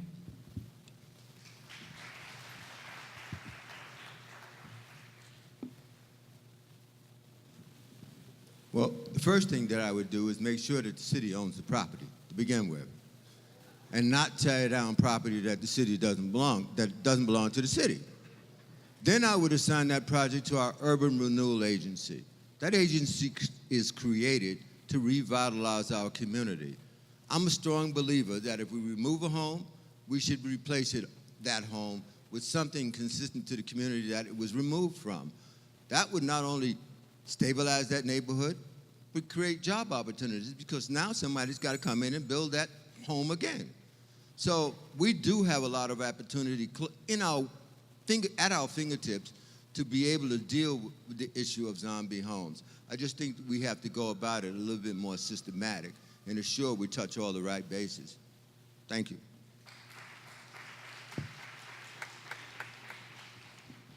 So zombie homes have been a problem in Mount Vernon, and some of these properties are city-owned properties. So we have to make sure that our real estate committee, which has not consistently met for the past few years, puts these zombie homes up for auction and they can be sold and returned back to the property rolls. That's the first thing. Secondly, we have to make sure that the banks that own the properties and who have liens against the properties for families that might be fighting over them, that they do not continue to impede our progress. There is environmental injustice. We have to hold the banks that own these properties accountable, and they have to sell them, take possession of them, and work with the city of Mount Vernon to sell these properties. And that legislation was passed back in 2016 by the Senate, but we have to make sure that we're working with the Senate to fine-tune those rules and make sure that they're applied here. Zombie homes, when they're owned by a bank, are supposed to be disposed of within 2 years. And unfortunately, we have not taken advantage of those provisions, and we need to do that, but we need leadership that works together.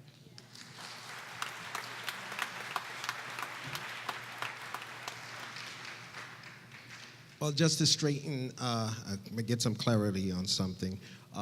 It is done by the Real Estate Committee, and the Real Estate Committee have been meeting, because I met on Friday. Since becoming council president, I now sit on the real estate board, and we've been meeting every month consistently. Now, just to say about zombie homes, there are a lot of zombie homes that are still owned by the banks. There is a lot of zombie homes that's owned by the city. Not all zombie homes need to be knocked down. If others would have came to the real estate committee on Friday, you would see what my proposal was. And that has been something to turn a lot of these zombie homes over to the people. Auction them off or raffle them off in a lottery for firefighters, police officers, and teachers that can't afford to get a home in this community. Let's start to get the funding, put those things together, and have those people who are working in our community, affording them an opportunity to live in our community. Okay, those are the people that we should be giving these homes to and putting them straight back on the tax roll. Because when a house is sitting there for the longest, we got to remember, we still have to pay the state tax, we still have to pay the school tax, so the taxpayers are actually paying for this house sitting on the corner abandoned. We want to thank our question. You know, you could go on. We got plenty of questions, and there'll be other debates where you can ask the question. I want to honor our time restraints that I gave you. I do want to take a point of privilege, because I think it's important to all the candidates and things that they just said about real estate. We have to watch out for gentrification in Mount Vernon. We've got to make sure we are not the next Harlem. We got to make sure that this community is not grabbed from us. And when I say us, it is a majority African American community. We must fight to keep it that way. Our institutions, and this is personal for me, our institutions die when gentrification takes them over. There are only 2 strong churches left in Harlem. And they are going to pieces because the people have left. So all of this optimism about how great this real estate is, we also have to be clear that we don't allow people to come and take, and that's going on right now. And so I would beg of our candidates to please keep the gentrification issue as an important issue, Because we're not just wanting to participate in the election and on one day this community turns into something that don't recognize it. Here now are the questions for the candidates to ask each other.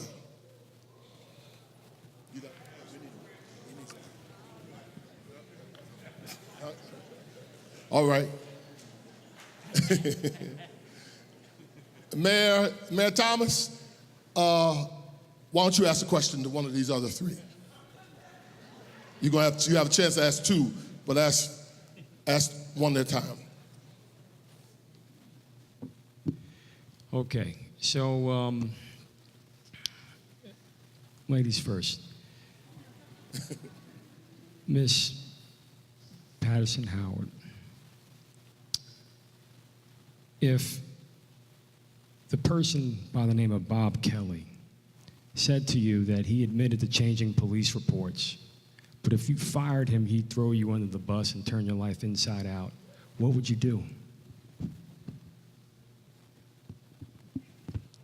Mayor Thomas, you talked earlier about the vortex of deception. I mean, I have the tape if you want to hear it. You talked about the vortex of deception, and I worked for you for 9 months, and you are master of the vortex of deception. You are an arsonist that sets fires, but then you turn around and you want to come in as the fire chief and put out the very fire that you set, and you could not control the burn pattern. You asked me to misappropriate HUD funds, and I refused to do it. You asked me to listen to Joe Spezia and Roberta James, and I refused. And you walked me out of the building like a common criminal, but yet you continue to employ felons and make excuses for them who have misappropriated funds under your leadership. You have not fired one person who has been arrested and who has been convicted of a crime and who is awaiting sentencing. And so if you want to question what you would do for a person who changed a police report, my question is, what do you do to people who've been convicted of stealing $20,000, other people who have taken $365,000 to pay for your public relations and your legal defense fund? What would you do with that? You said that I was your mentor and your role model. Well, honestly, honey, you grew up and you changed stripes because you've become a wayward son, and I can't manage you, and that is why I left City Hall, because I was not going to participate in your corruption and the games that you play to continuously deceive Mount Vernon. Quiet in the house. Now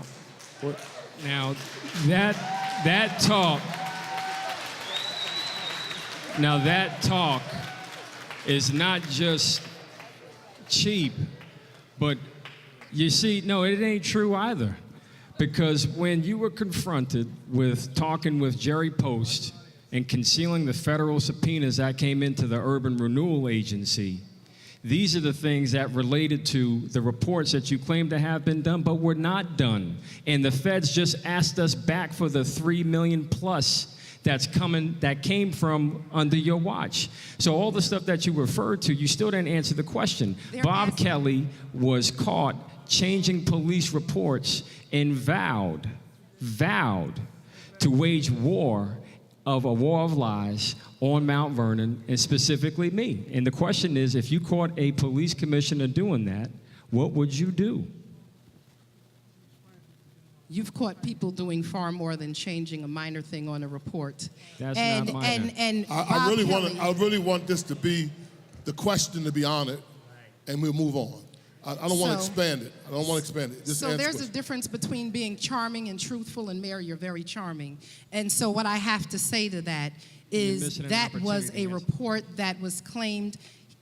There was a question as to whether or not the council people broke into something. I wasn't here yet. I wasn't part of the administration. I don't have the full details on there, but I can tell you there was a lot of deception around whether or not someone broke in, or once again, was this a political show? So I can't be clear as to what If he truthfully and honestly and purposely changed a report to make the report reflect well for someone else, then that's a problem. Absolutely fire him. But others have done far more than that, and you've kept them, you've elevated them, and you've protected them while you've walked honest, hardworking people. And the $3 million that's being asked back right now has more to do with the Laporte, which is something that happened years before I got there. Okay, we have your response.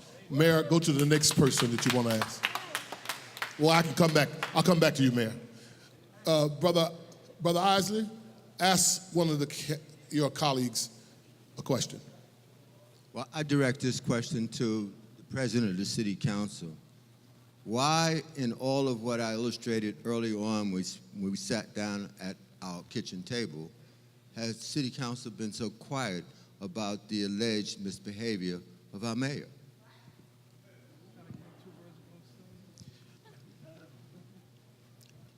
Well, the city council may have been quiet, but I haven't been. A lot of people are already speaking back and forth all the time about how outspoken I am, because I have a policy. If I see something, I say something, because injustice here is injustice everywhere. So I make sure I take care of what needs to be done and what needs to be said. And everybody knows, just like today I responded to the garbage trucks, to the fake, and you were right, Patterson, the fake garbage can strike thing that not picking up garbage. We have fuel. The controller paid the bill. I had the actual paperwork proving that, but still in all, you didn't pick up the people's garbage. The problem is we need to stop playing games with the taxpayers, the people, and putting all of our city employees in the middle of nonsense. When people are playing these games, I don't have time for it. It's about doing the people's business. I told everybody when I got elected the first time, I didn't come here to get a job, I came here to do a job. And that's what I've been doing since I've been here. So I am very outspoken, and if people want me to keep quiet, Isley, I could do that too, but I won't. Thank you. Ms. Patterson, you have someone, one of your colleagues you'd like to ask a question. Mayor Thomas, can you please explain to the citizens of Mount Vernon the practice under Maureen Walker and still under Comptroller Reynolds of them sending checks up for your signature for bills that you say urgently have to be paid, and you hold on to them for months so that you can claim that there's a crisis, like a fuel crisis or a salt crisis or a truck crisis or a copier crisis. Can you explain to the people why I used to have to come and go through the checks that sat in your office to get you to send them and sign them and have them go to the vendors so that the city of Mount Vernon bills could be paid instead of the city of Mount Vernon being shut down over and over under your leadership? So the process is very simple. The checks come in, we log them, and we sign them as soon as we get them. And recently, under this comptroller, she's put in place some very hard to understand policies where you have to make an appointment. When you go to the appointment time, the appointment is canceled, and then you have to wait a week or 2 weeks, and by the time you get there, 4 weeks have passed. That has happened. Commissioners have stood in her office for 5 hours at a time, but no matter what, the checks get signed and the attempt to return them, even today. Checks came up on Friday at 3:35 p.m. They went back down today, this morning at 11 a.m., and they were rejected. The office soon after that closed. The process is transparent. If you want to see when the checks come in and when they go out, the log is available for review. It's not months, it's not years, it's days. And we understand how important it is to get the check signed, and that's why we're going to continue to fight to make sure that we restore access to the city's books, which I've been denied ever since I became mayor. All right, Brother Wallace, Mr. President, will you ask a question to one of your colleagues? Yes, I'm going to ask this question to Clyde Isley. Mr. Isley, recently I've seen your flyers and all your literature that says you're a financial whiz. But recently I also saw that you filed bankruptcy. and try to expunge all that you can with over $500,000. Can you tell us a little bit about that? And also, how can we expect you to do our budget and our books if you can't handle your own business?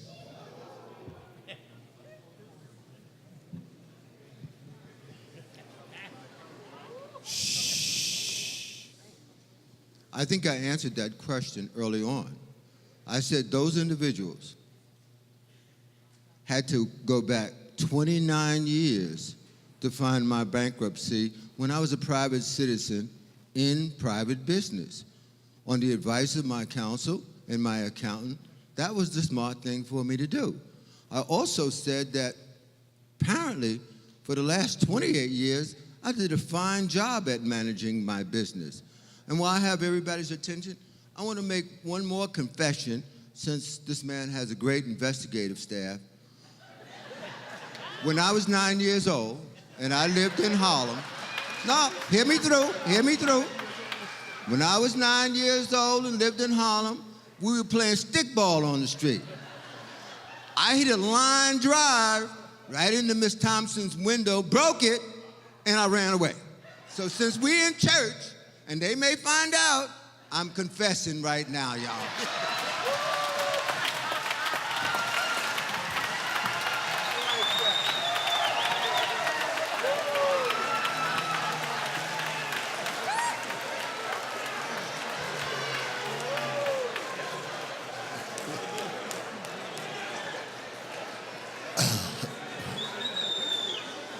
What a naughty fellow are you.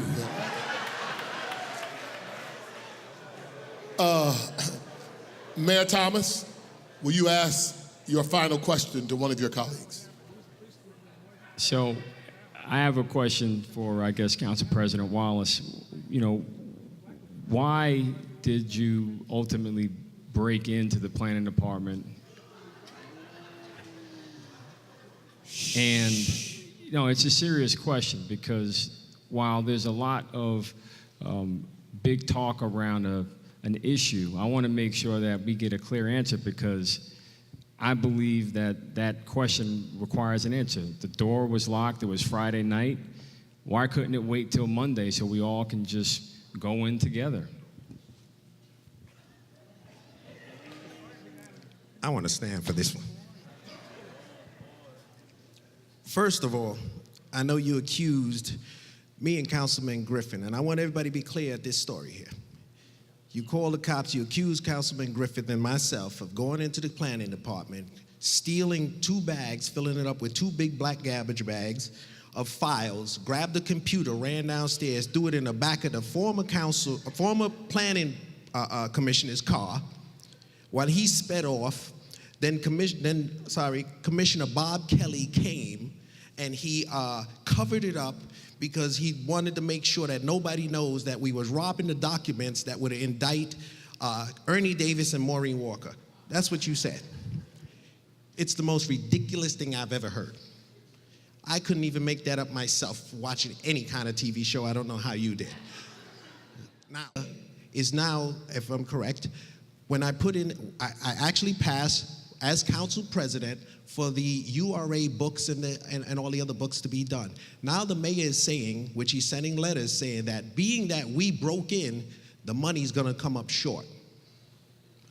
Well, that is happening right now, and as the reports are done, you will see that there is millions of dollars that's been funneled out of these departments, okay? And it wasn't myself or Councilman Griffith who took it.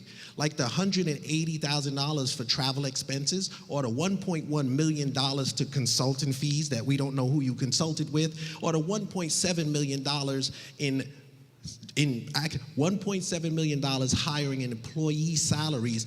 I remember when Ernie Davis was the mayor, he had one person there making $90,000.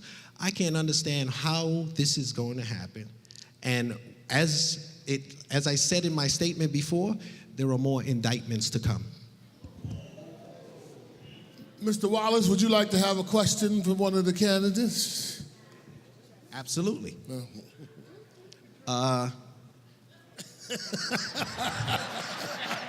He has enough of his own to deal with. Ms. Patterson, when you were working for the mayor, I came to you on several occasions. I came to you and I asked you, why don't you help me when he was laying off the people of the URA? You said it was the powers to be. I asked you when he was firing Kendra Dolman from the building department that that's wrong and we need to do something about it. You said that's not you, it's the powers to be. You did nothing, you stood up for nothing every time I came to you, and then only when you were drug out like a dog by this man here with the police, okay, did you decide to start to speak. And I saw you at another event when you showed me text messages that's probably still on your phone about what Spezio and the mayor was gonna do to me. Why did you wait 2 years to show me that? And why didn't you do something about it when you sat in the room with Joe Spezio, Mayor Thomas, and the rest of them and talked about it then?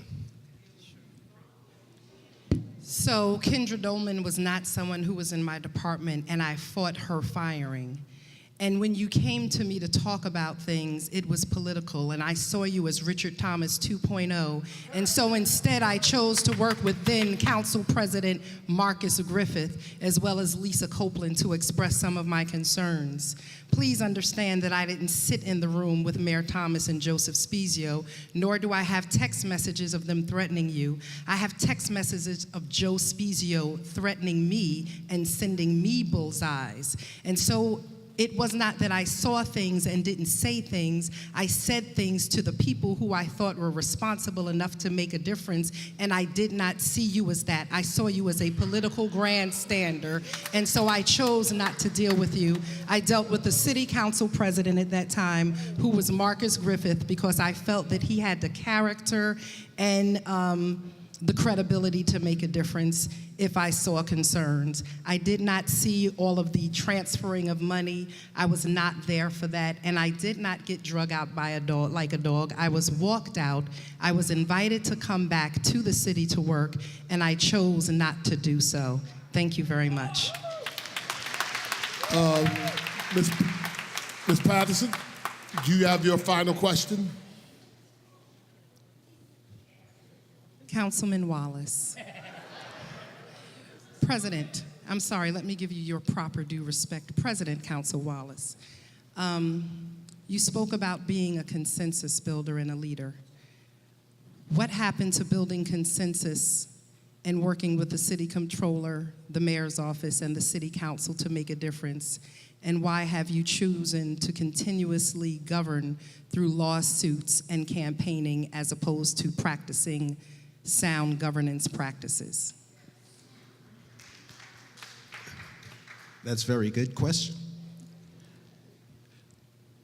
Through laws, first of all, I do have a relationship with the controller. As you see today, we were able to take care of business. I continue to speak to both parties, and as council president, which I just became in January, I've been trying to get the two of them to sit down together so we could get through things. I was able to push a budget through to prevent the city from going bankrupt because they couldn't do that particular thing as well. And through my lawsuits, okay, this is why Memorial Field is on the way. Because when people go to Memorial Field at 1 o'clock in the morning and chop down bubbles, I have to do something about it when nobody else will. Okay, when people are setting up to go in and knock down the retaining wall in a tennis center, I have to go in there and do something about it. When people are stealing from the water department and other departments, I have to file a lawsuit and do something about it. So I could continue to go on and on and on, okay? But someone has to do something. See, when everyone else sits down, Wallace stands, okay? So I am standing for you too, because you are a taxpayer as well. And this is our money. I didn't go there to just stay silent, and I don't stay silent. Because like I said, I would prefer for everyone to be upset with me now with these lawsuits than to know later on that their money's missing and I knew about it and did nothing like you did. Thanks. Commissioner Isley, your final question to one of the candidates. Thank you, Rev. I'd like to ask one question. Mr. Mayor, can you assure us that there will be no more money misappropriated from the water department? No money has been misappropriated, and no money will be misappropriated. The bottom line is we're investing in Mount Vernon, and we'll continue to invest in Mount Vernon's bright future. And every step that we've taken may have been mischaracterized because it's election season, but the truth is the truth, and the facts are the facts. And everything that we've done has been aimed at strengthening the system, building it up, and that's where it's going to remain. Well, I take the statement of the Attorney General's office literally.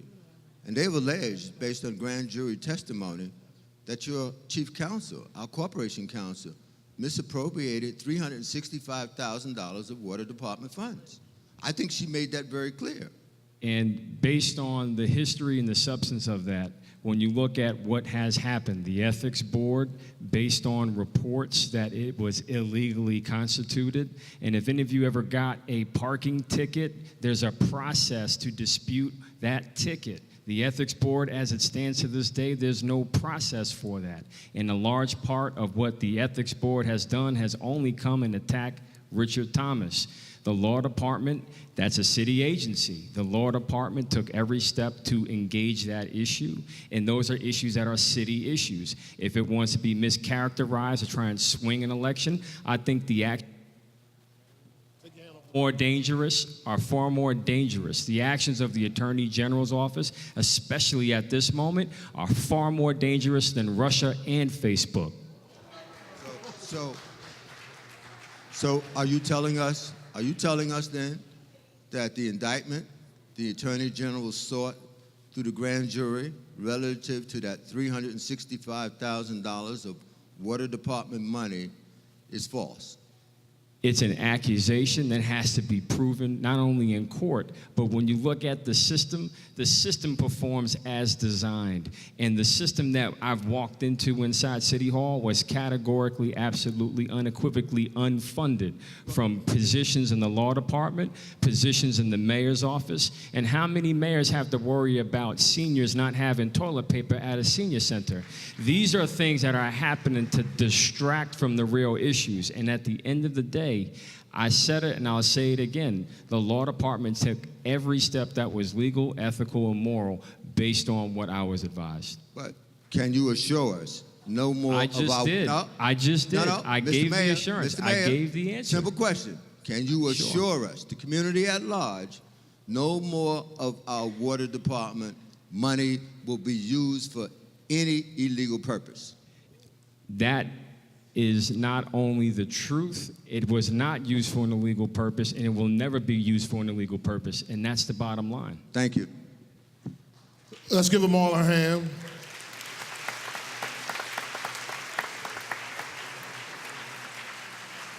I want to give all you a hand because you've been a real wonderful, attentive community. What we have to do now is to stay alert. I think there are questions, as I observed, there are questions that were not adequately answered. There are questions that were avoided and dodged. And so you'll have other opportunities at other forums to follow up on those questions. There are some questions we got some clarity, but we're still a little unclear on some others. And so I think what the community wants is clarity. And not double talk, not sidestep, but clarity. And when they get that, the community will make the decision about who is going to be the next mayor of the city of Mount Vernon. I want to thank you for coming on behalf. Let me thank all these clergymen. All you clergymen, please stand. Members of the United Black Clergy, thank you. Thank you for providing a sense of moral leadership in a time of crisis in our city. God bless you all and have a good night.